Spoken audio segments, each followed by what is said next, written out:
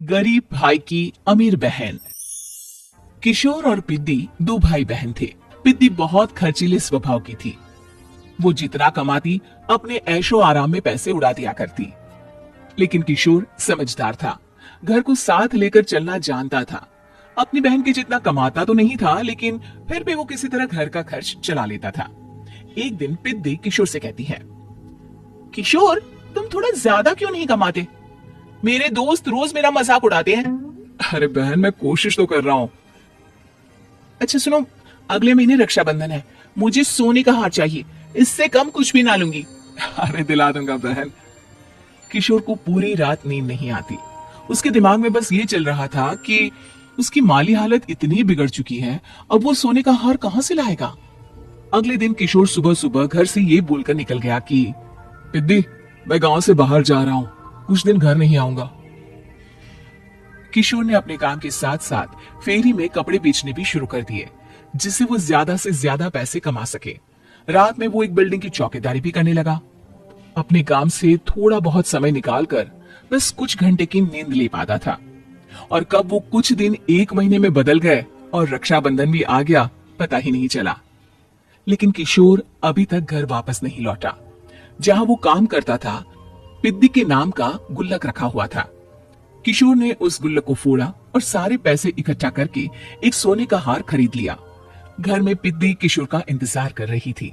तभी किशोर आता है। कहाँ चले गए थे? 4 दिन का कहा था और 1 महीने से पता नहीं कहाँ गायब हो गए थे। मैंने बस एक हार मांगा था और तुमने तो घर ही छोड़ दिया। अरे मुझे थोड़ा काम मिल गया था। कुछ नहीं, सब समझती हूँ, बहाने थे तुम्हारे। अपनी बहन के लिए इतना भी नहीं कर सकती, कैसे भाई हो? चलो यहाँ बैठो, राखी बांधती हूँ। पिद्दी ने किशोर को राखी बांधी। वैसे ही किशोर ने अपनी बहन के हाथ में सोने का हार रख दिया। उसकी खुशी का कोई ठिकाना नहीं था। वो मिठाई खिलाए बिना ही नेकलेस लेकर चली गई और शीशे के सामने अपने गले में हार रखकर देखने लगी। किशोर ने लड्डू उठाया और खुद ही खा लिया। ऐसे कई साल गुजर गए। एक दिन पिद्दी की नौकरी छूट गई। अब वो पूरी तरह किशोर पर डिपेंड हो गई थी। आए दिन किशोर को अपने महंगे महंगे शौक गिनाकर उससे पैसे मांगा करती थी। किशोर कुछ पैसे देना, मुझे पार्लर जाना है। किशोर बिना कुछ बोले उसे पैसे दे देता। ये क्या, 500? अरे इतने में तो मुझे पार्लर में एंट्री मिलेगी बस। अच्छा देता हूँ ना ज्यादा। कैसे भाई हो, अपनी बहन के लिए इतना भी नहीं कर सकते। किशोर ने जेब से 2000 का नोट निकाला और उसे दे दिया। किशोर गरीबी में रह लेता था, लेकिन अपनी बहन को कभी कोई कमी नहीं होने देता था। बेटा, पिद्दी तुम्हारी बहन है, उसे कभी किसी चीज की कमी मत होने देना और उसका ध्यान रखना, क्योंकि भाई का फर्ज होता है अपनी बहन का ध्यान रखना। किशोर ने माँ की कही ये बात हमेशा के लिए याद कर ली थी। शायद माँ की इसी बात की वजह से किशोर पिद्दी की हर जिद पूरी करता चला आ रहा था। किशोर, आज मैं अपने दोस्तों के साथ पार्टी करने जा रही हूँ, मुझे कुछ पैसे दो ना। किशोर पिद्दी को समझाता है, लेकिन पिद्दी नाराज होकर चली गई और अपने कमरे में सुबक सुबक कर रोने लगी। किशोर अपनी जेब से कुछ पैसे निकालता है और पिद्दी को दे देता है। किशोर खुद कभी अच्छे कपड़े नहीं पहनता, लेकिन पिद्दी को राजकुमारी की तरह रखता। पिद्दी के जाने के बाद किशोर अपने काम पर निकल गया। एक तरफ पिद्दी अपने दोस्तों के साथ मस्ती कर रही थी, तो वहीं दूसरी तरफ किशोर पैसे कमाने के लिए कड़ी मेहनत कर रहा था। कुछ और दिन ऐसे ही बीत गए। एक दिन पिद्दी एक लड़के को लेकर घर आई और उसे किशोर से मिलवाया। किशोर, मुझे इस लड़के से शादी करनी है, लेकिन इनके मम्मी पापा बोल रहे हैं कि उनको दहेज में एक कार चाहिए, तभी वो मेरा और पंकज का रिश्ता कबूल करेंगे। लेकिन बहन, कार खरीदना कोई सब्जी खरीदने के बराबर तो नहीं है। अरे कैसे भाई हो तुम, अपनी बहन के लिए इतना नहीं कर सकते? देखो, मैं ज्यादा इंतजार नहीं कर सकती, तुम्हें 1 साल में मेरे लिए कार खरीदनी ही होगी।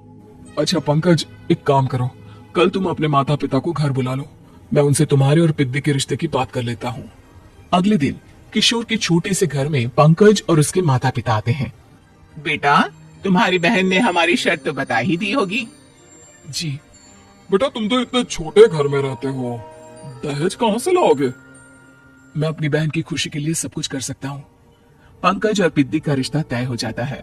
किशोर अब अपनी क्षमता से 4 गुना ज्यादा काम करने लगता है। सुबह सबके घरों में न्यूज़पेपर फेंकता, दिन में मजदूरी करता और रात में चौकीदारी करता। खूब मेहनत करके किशोर ने अपनी बहन की शादी के लिए पैसे जुटा लिए। उसने अपनी बहन के लिए कार खरीद ली। जब वो पिद्दी के ससुराल वालों से मिलने गया तो उन्होंने किशोर से और पैसों की मांग की। इस बार किशोर हार चुका था। पिद्दी, पिद्दी माफ करना, मैं तुम्हारी शादी उस लड़के से नहीं कर सकता। वो लालची लोग हैं, उन्हें सिर्फ पैसों से मतलब है। देखो किशोर, मैं पंकज से ही शादी करूंगी। क्योंकि पिद्दी ने तो किशोर की बात न मानने की जैसे कसम खा रखी थी। किशोर ने पंकज को घर बुलाया।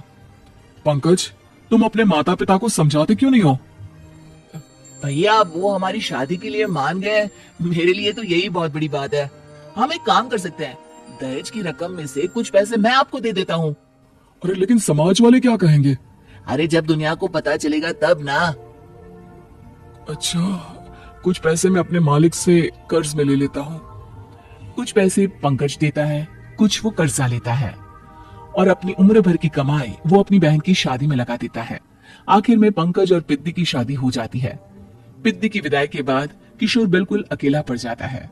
अब उसका कमाने में भी मन नहीं लगता। उधारी वाले रोज घर में आकर बैठ जाते हैं।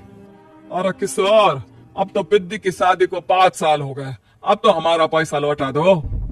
चाचा, पिद्दी के जाने के बाद किसी भी काम में मन नहीं लगता। और अब तो हमारा पैसा कैसे वापस मिलेगा? जी, कुछ करता हूं मैं। किशोर के ऊपर बहुत सा कर्जा चढ़ गया था, इसलिए उसने तय किया कि वो ये घर बेचकर सबके पैसे लौटा देगा। अगली सुबह शहर के किसी साहूकार को उसने अपना घर बेच दिया और सबके पैसे लौटा के वो गांव छोड़कर चला गया। पिद्दी ने शादी के बाद कभी अपने भाई का हाल तक नहीं पूछा। किशोर को फर्क नहीं पड़ता था, बस ससुराल में उसकी बहन खुश है ये जानकर उसे खुद की खुशी मिलती थी और ये सोचकर कि उसने मां से किया हुआ वादा पूरा कर दिया।